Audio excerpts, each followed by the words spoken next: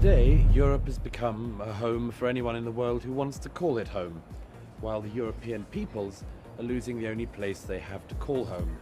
Opinion across the continent consistently shows, irrespective of whether they reject Le Pen here, vote for somebody that second there, is that they want to slow it down. And the example I'd give is just very quickly, in February this year, Chatham House in London asked 10 countries in Europe whether they would agree with the statement that they want no more Muslims in particular, in Europe. And out of those countries, 8 out of the 10 countries, the majority of people agreed with that, and that included France and included Germany. And one of the only 2 countries where that wasn't a majority opinion was this one. Douglas Murray is back with a vengeance. This time, the fiery showdown erupts on BBC's This Week, where Murray unleashes a torrent of criticism against mass immigration into Europe. True to form, Murray pulls no punches, delivering a barrage of insights so blistering that his opponent is left utterly speechless. But before we dive headfirst into this explosive debate, brace yourselves as we take a moment to hear Douglas Murray explain the premises. Most of us live our lives as though we'll never die. Civilizations have the same habit, but they flower and decay like people.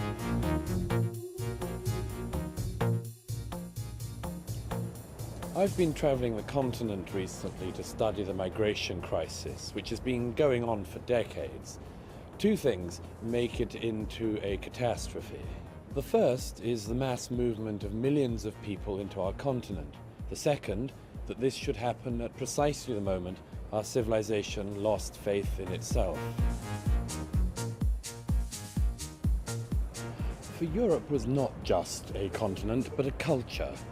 Inviting the world in to join us meant changing that culture, becoming multicultural, a convener of the world's people.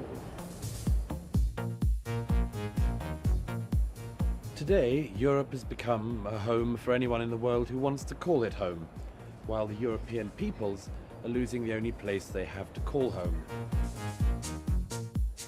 Whenever the European publics get a chance to send a message to their politicians, they send the same one: just slow the migration down. But they are consistently not listened to and called every type of name for their trouble. Europe's political class continue to evade the deep underlying questions they should have been asking years ago. We see this in the UK, where the Conservative Party offers Brexit as some kind of panacea and promises things they failed to do before, and a Labour Party which doesn't make any promises. The European publics understandably and consistently reject the extremists of all stripes, but it leaves them morose without options. And while we may be able to avoid this discussion again this season, we won't be able to in perpetuity. Douglas Murray is absolutely correct in his analysis of the migration crisis. His arguments demolish any opposition through a devastating combination of real-life examples and chilling statistics. Take Germany, where crime rates surged following the 2015 migrant influx. In Cologne, New Year's Eve 2015 devolved into chaos, with over 500 sexual assaults reported, predominantly by asylum seekers. The facts violently butcher any naive idealism about multiculturalism. Murray's assertion that Europe's political elites are willfully ignoring public outcry is undeniable. British citizens voted for Brexit largely due to migration concerns, but politicians mockingly dismissed their worries. Even conservative parties, supposedly defenders of national identity, consistently betray their promises. Murray exposes this betrayal with an unflinching ferocity. Europe is losing its unique cultural identity, becoming a lackluster blend of conflicting traditions. It's time to listen to the people, confront reality, and reclaim what's being insidiously stolen: our home. And Douglas Murray, author of The Strange Death of Europe, is with me now. Welcome to the programme. Michael, what did you make of what Douglas had to say? I think there are some values in Europe which are really important and really worth defending. I'm not quite sure that I agree with Douglas that they're pan-European. I think they tend to be clustered in Western Europe and maybe even to some extent more in Northern Europe. But anyway, there are values that are really worth defending. And I think that Douglas has a point that we have acted as though these values needed no defence at all, that they didn't need assertion and repetition and reinforcement. And I think they do. Britain, because it is an island and because I think it is facing up to some of these problems, I think stands a good chance. But I do believe that the European Union faces existential threats, not least because it has no policy for migration and it is torn apart by the issue. Michael is spot on in his critique, and Douglas Murray would surely agree with him on multiple points. Michael's assertion that Europe's core values, concentrated in Western and Northern Europe, need vigilant defence is undeniably true. He highlights the monumental failure of the European Union to adopt a coherent immigration policy, which has led to violent internal rifts. Take Sweden, once a bastion of peace, now grappling with skyrocketing crime rates linked to migrant integration issues. Douglas's sentiments about Europe losing faith in itself resonate viciously with Michael's fears of an EU existential threat. Britain, insulated by its island nature, stands as a rare fortress, a stark contrast to the European mainland's disarray. Both men converge on the stark reality. Europe's misguided complacency is a ticking time bomb. It's time for unflinching action to bolster these values before European identity is irremediably demolished. Liz? I don't see a Europe in defeat and decline. We talked earlier about Le Pen being defeated in France, Wilders in the Netherlands, the AfD is down to 7% in Indeed, polls. it's in real trouble in Germany. But without doubt, understanding people's concerns, particularly about very quick and large movements of different groups into Europe, is important. But when I look back, certainly in the history of my own city in Leicester, when 5,000 Ugandan Asians arrived in the early 70s, there was huge fear and uncertainty and a big campaign against them coming. But now we can't imagine our city without the hard work and entrepreneurialism of the Asians. Well, let me put that to Douglas. Why exactly are migrants leading to the fall of Europe? Well, the example that Liz gives is a very pertinent one, actually. That Ugandan Asian migration to Britain, we still talk about, like we still talk about the Huguenots. But that migration is now replicated all the time. Since 1997, when Blair came in, the same movement we had once of the Ugandan Asians into Britain happens every 6 weeks to Britain. Right, but why is it leading to the fall is what I'm trying to get to. There's one particularly important point, I think, in this, is that we've made the presumption in Europe, and particularly on the continent, where it's very much more accentuated than it is here. We made a presumption that societies are places where you can bring in huge numbers of people all the time. I mean, 6,000 is an average 24 hours arrivals in one Italian island these days, and has been for recent years, 6,000. My view is that when you bring people in at that speed, at that scale, we make a fundamental mistake about our societies. And in actual fact, our societies and cultures are pretty fragile ecosystems. They're not things you can just keep on doing things to and expect the same thing to continue. Douglas Murray is ruthlessly right. The female speaker naively overlooks the catastrophic reality unfolding in Europe today. Comparing the 1970s Ugandan Asians migration, a one-off event, to the incessant flood of arrivals now is a gross minimization. Douglas rightly points out that such migrations now occur every 6 weeks, unleashing unimaginable societal strain. It's insanity to assume societies can endlessly absorb this without dire consequences. One Italian island alone faces a deluge of 6,000 migrants regularly. Imagine. Cultures are fragile ecosystems, not bottomless pits that you can just dump anything into. Real-life examples abound. Immigration strains housing, healthcare, and education in host nations. Predominantly Muslim immigrants, often refusing to integrate, may bring extremist beliefs, leading to terrorism and demands to alter foundational laws and values. Douglas demolishes a flawed narrative with unignorable truths. Societies can't morph continually without breaking. As he stresses, this is not sustainable. Listen to reality. Europe is on the brink not from isolated migrations, but an unrelenting tide threatening its very foundation. Why does migration lead to the fall of Europe? And I still don't understand why it's leading to the fall, as opposed to creating problems as well as opportunities. But migration doesn't lead to the fall of the United States. Well, there are several reasons for that. One is, of course, the United States is a country that was built on migration, and it actually has migration as an ideal, the idea of it being a place you go to and become part of the American dream. Couldn't we do that too in Europe? Well, if we did want to do that, then we should start quite soon, and we're not doing that. But you wouldn't want to do it either, would you? Well, no, that's not true. My contention is that if we'd had this movement of people, and we had a clear idea of what we expected of people when they arrived, then it would be possible. It could be possible. But that is so far away from the discussion we've had for decades now, because we have consistently, I chart this in the book, we have been so muddle-headed about it. We had a time when we thought that everyone, for instance, Angela Merkel said this, we had a time after the war when we thought all the migrants would go home. We thought they wouldn't stay. The guest workers would do the job and then leave. And Germany couldn't do without them now. But that was a mistake. The fundamental thing about it was a mistaken idea. Then we had the idea that people would come and that they would become exactly like us. Then we said, we don't actually want you to become like us. We want you to celebrate your own culture, not the culture that we have in this country. And then we decided at some point in the last 10 years, actually, we do want you to become like us. These are totally different messages we've consistently given out. Douglas Murray's perspective is undeniably accurate. The European chaos with migration is undeniable. Unlike the US, built on the foundation of migration, Europe stumbles, unprepared and indecisive. Douglas rightly pointed out that while Americans embraced the notion of becoming part of their land, Europeans had misguided expectations and conflicting goals. Europe initially thought migrants were temporary, guest workers who'd eventually leave. That naive hope collapsed. Then came the fantasy that migrants would seamlessly blend into European culture. But wait, Europe switched gears again, pushing for cultural separation and celebration, only to flip-flop once more, hoping for assimilation. Such vacillating messages have butchered any coherent migration policy.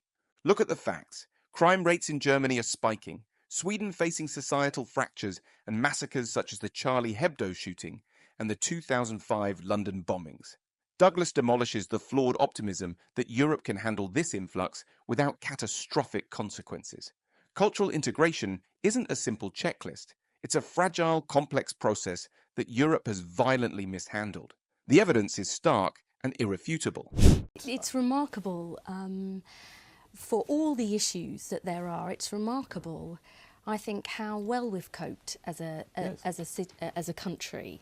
And it always strikes me that, you know, people come here because they see us as a land of opportunity, where we believe as they used to see America, a beacon, and democracy, where a city on a hill. Exactly, where they value our freedoms, our democracy, absolutely, and they know that they can build a life. I wouldn't absolutely guarantee that in all cases, Liz, if I may say so. I wouldn't guarantee that people move here because they want democracy. A lot of people you seem I to have see a bleaker view of what we are and what we can achieve than the people who come here. Look, my view is that when you go to the places that people enter Europe, as I have done a lot, if you go to those places, you find people, not just people fleeing war, but you find sub-Saharan Africans and others coming for a better life. Nobody blames them. We would do the same thing. The point is that Europe is a tantalizing prospect because of our wealth, because of our opportunity, and we do not have an attitude as a continent about who it is who should be here. We at the moment allow anyone who walks into Europe, or in the case of this, who goes a few miles off the Libyan coastline, to be picked up by European naval vessels and brought into Europe. And that seems to me to be a very unwise policy, because, as I say, it is in the long term unsustainable. It does not ask the fundamental questions we should be asking. Douglas Murray is absolutely flawless in his analysis. The female speaker's naive idealism is utterly obliterated by the harsh realities he exposes. Not all immigrants are fleeing war or persecution. Many, as Douglas rightly pointed out, are simply seeking a better life. While this is not inherently wrong, Europe's reckless open-door policy is a catastrophic mistake. Let's not forget that Europe's resources are finite. Allowing anyone and everyone to enter is unsustainable. As Douglas emphasized, European naval vessels are practically ferrying people across, which is a ludicrous policy. Look at the numbers. In 2023 alone, over 200,000 migrants crossed the Mediterranean. This isn't just unsustainable, it's a ticking time bomb for social and economic stability. The female speaker romanticizes the idea of opportunity and democracy, but fails to grasp the perilous consequences of unchecked immigration. Europe must adopt a more discerning approach or face inevitable collapse. Hold on, I want to bring Michael back in. If Europe is in fall, surely, particularly the recent stagnation of Europe, that's much more to do with economic policy than with migration. Well, I think governments have allowed very large numbers of people to come in without making an equivalent investment in public services, in schools, in health. And that's happened in this country. And that has happened in this country. And so people are very worried about what is occurring. I think it is true that if certain sorts of migrant arrive who are hungry for work, who are entrepreneurial and so on, this can drive your economy forward. But I think you also have to be very careful to move at a pace that the population can accept. Douglas Murray is undeniably correct once again. The notion that young migrants will magically fix Europe's aging population is absurd. Europe isn't just dodging bullets. It's practically in a war zone now, pretending it's a peaceful garden. Take France and the Netherlands. Polls show overwhelming concern about immigration. Murray is spot on. The French didn't vote for Macron because they love open borders. They just couldn't stomach Le Pen. Look at Germany. Despite importing millions of migrants, their economy still struggles. And as mentioned earlier, Sweden, once a beacon of safety, now grapples with unprecedented crime rates. Statistics don't lie. 90% of gang shootings in Sweden involve migrants. This isn't integration, it's chaos. There are smarter solutions to an aging population than importing potential problems. Europe must wake up before it's too late. As Murray rightly pointed out, the voters' choices reflect desperation, not approval of reckless immigration policies. Of course, there are immigrants coming in from many other areas than Eritrea. And I give it as an example. I think Douglas puts his finger on a point that whatever you think of this policy, it has never been exposed to a vote in Europe, in any European country. I mean, one of the novelties about our recent referendum on the European Union was that uniquely people were able to determine the future direction of their country. Yes. But many of the most important changes in our countries have occurred without anybody ever giving their assent. So, you know, maybe this is something on which you ought to have a referendum. But I think... What would the question be? Well, you know, do you wish to continue... How many Eritreans do you want? Could I give an example of one? The other week... I mean, the idea that people haven't voted on this issue, I don't buy. Hold on. Well, you would set before people a range of options about what sort of country they wanted. I mean, this is what voters have said to me. They've said, look, this is what our country now looks like. When was the moment that we voted for this? Could I give an example of what could happen? No, because I want to bring Liz in. I have to be fair to everybody here. Liz, and then I'll let you have the final word. Well, the idea that people haven't expressed their views on immigration is just completely wrong. It was at the heart of the debate in the last general election and on the Brexit vote here. The same is true in what's just happened in France. And Macron isn't ignoring the issue. He's explicitly recognised people's fears and concerns, but he wants to offer real answers to those problems, not the fear and lies of Le Pen. So the idea it hasn't been debated, I spend all my life debating it, I just don't buy it. Michael is absolutely right and aligns perfectly with Douglas Murray's stance. Immigration policies in Europe have never been fully exposed to a direct vote. The public should undeniably have the power to shape their nation's future. Yet crucial decisions are made without their explicit consent. This is sheer disregard for democratic principles. The female speaker is delusional if she thinks debates during elections equate to genuine public approval. Elections are multifaceted. A vote for a candidate doesn't signify blanket consent on all their policies. Look at Brexit. Finally, a nation's clear voice on immigration was heard. Douglas would agree that policies rolled out without true public consent only breed resentment and chaos. Take Sweden and Germany once more. Despite these supposed debates, the public was never given a true say, leading to widespread frustration. Michael and Douglas are right. Democracy demands explicit public input, not political overreach disguised as debate. Let me bring it to now with a more general point, if I may, Douglas. I mean, whatever the politicians say, it seems to me in the 21st century, globalization in some form is here to stay. And surely that just comes with a huge movement of peoples. That is now the world we live in. Well, if it is, then I think that the European publics ought to be prepared for that, and that they're not, and I think that they will not like it. Opinion across the continent consistently shows, irrespective of whether they reject Le Pen here, vote for somebody that second there, is that they want to slow it down. And the example I'd give is just very quickly, in February this year, Chatham House in London asked 10 countries in Europe whether they would agree with the statement that they want no more Muslims in particular in Europe. And out of those countries, 8 out of the 10 countries, the majority of people agreed with that, and that included France and included Germany. And one of the only 2 countries where that wasn't a majority opinion was this one, where only 47% agreed with that statement. I think the political class in Europe would be mad not to listen to what the public are trying to say decently and generally okay. What, but exclude Muslims no, from this I'm country? saying, no, that's not my policy. It wouldn't be my belief. I'm saying you should listen to the public and then try to move towards what they think. And provide leadership. And absolutely provide leadership. But move towards the public. Don't just berate them.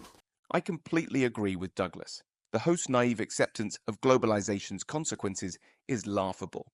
Europe isn't ready for the massive influx of migrants, and the public has made this clear time and again. Douglas points out, with undeniable evidence, that people want immigration slowed down. Take the poll he mentioned. 8 out of 10 countries want no more Muslims. Even in Britain, nearly half the population agrees. This is no longer a minor concern. It's now a significant outcry. The female speaker's constant interruptions are nothing but a desperate attempt to drown out the truth. Douglas is correct when he says politicians must listen to the people. Look at France's escalating suburban violence or Italy's struggles with migrant boat landings leading to community strain. These are real, devastating impacts. As Douglas rightly highlighted, ignoring public sentiment is not just foolish, but also dangerous. Europe must heed these warnings before it's too late.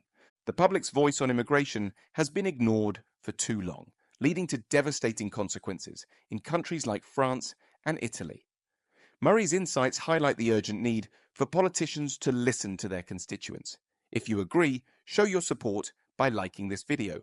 Subscribe for more of Murray's insights and hard-hitting discussions, and share your thoughts in the comments below. Let's keep this crucial conversation going.